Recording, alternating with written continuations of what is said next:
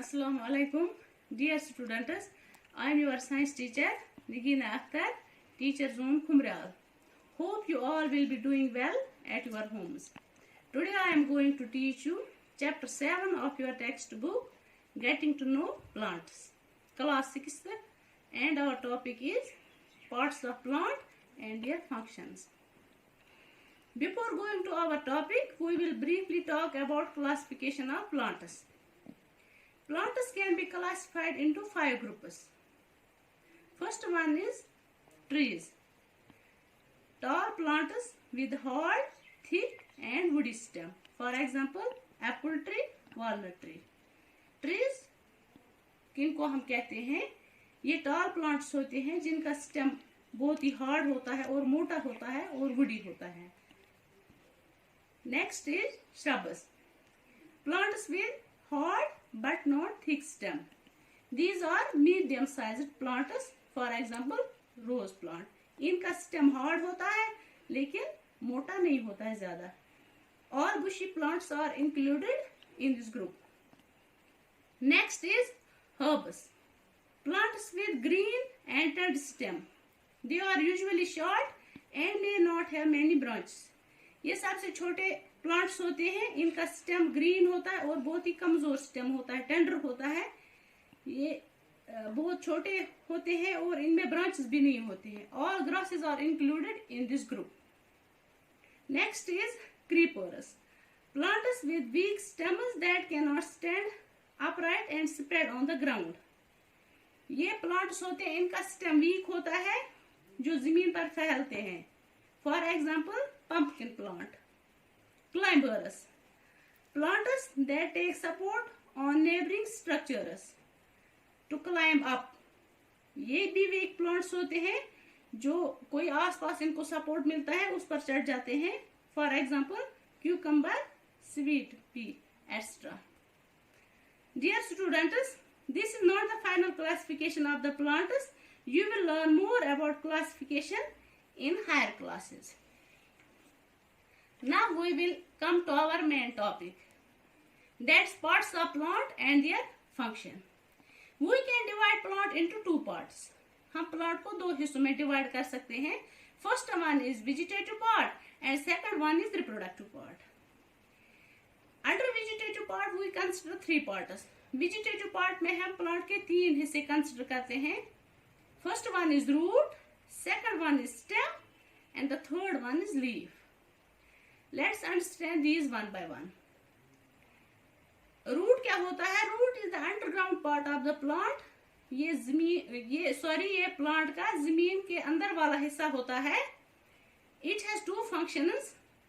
First one, it anchors the plant firmly into the soil and it absorbs water and nutrients from the soil. ये plant को soil में firmly fix करता है और ये soil से वाटर और न्यूट्रिएंट्स को एब्जॉर्ब करता है. Root is of 2 types.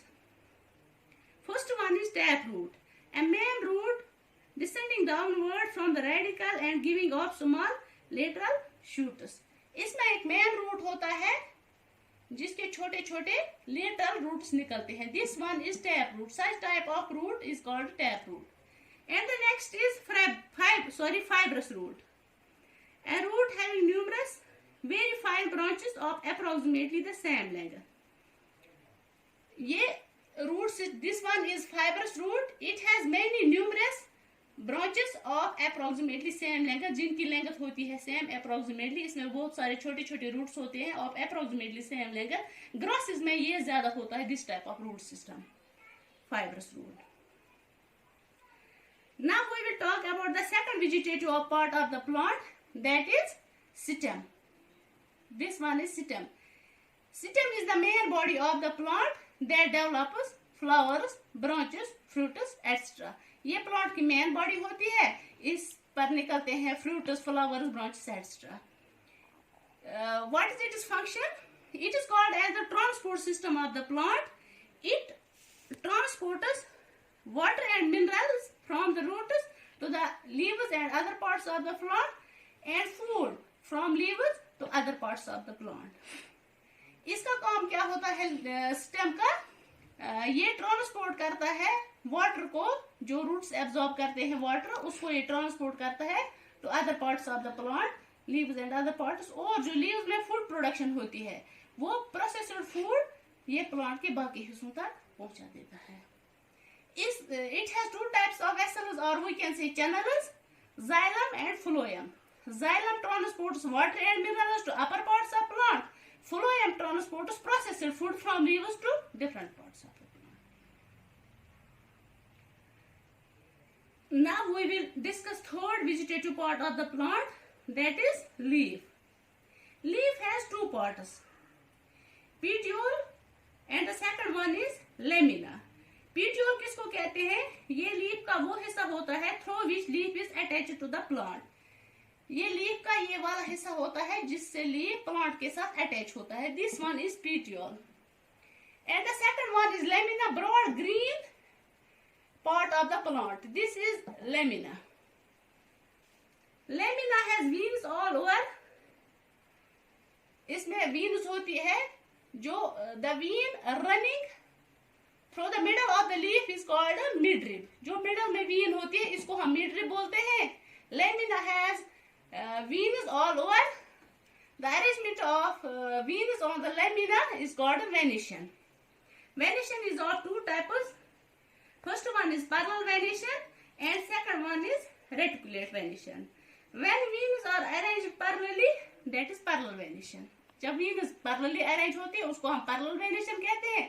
When there is a net-like arrangement of leaves, that is reticulate venation. Now functions of leaf. Leaf की functions अब हम देखेंगे। It has two functions. इसकी two functions है food production, that is photosynthesis. Leaf is the site for photosynthesis. Leaf में photosynthesis होता है। During photosynthesis, it takes carbon dioxide from the atmosphere through leaves and water from the roots. Leaves contain chlorophyll which traps sunlight. In presence of sunlight and water, in presence of sunlight, carbon dioxide and water react to form glucose. Glucose is the food for the plant. During this process, oxygen is released which we take for our survival. Leaf में food production होती है। Food production photosynthesis के लिए इसको carbon dioxide और water की जरूरत होती है। कार्बन डाइऑक्साइड ये एटमॉस्फेयर से लेता है थ्रू स्टोमेटा एंड वाटर लेता है रूट से।